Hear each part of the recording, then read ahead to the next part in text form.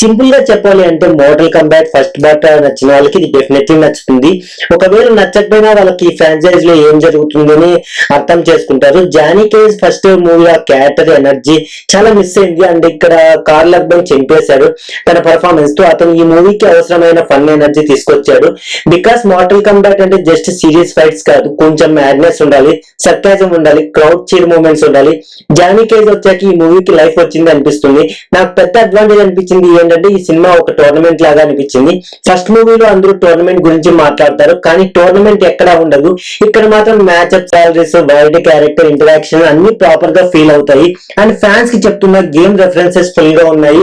Moves, dialogues, finishers మీరు games ఆడిన వాళ్ళైతే ఆల్మోస్ట్ చెక్ లిస్ట్ వేసుకుంటూ ఎంజాయ్ చేస్తారు. మూవీ క్లియర్లీ ఫ్యాన్స్ కోసం తీసినట్టు అనిపిస్తుంది. మీరు మూవీ చూసింటే మీ ఒపీనియన్ కామెంట్స్ లో చెప్పండి. ఫస్ట్ మూవీ బెటరా లేదా ఈ సీక్వెల్ బెటరా? వీడియో నచ్చితే లైక్ చేయండి, సబ్స్క్రైబ్ చేయండి. I will see you guys in the next one.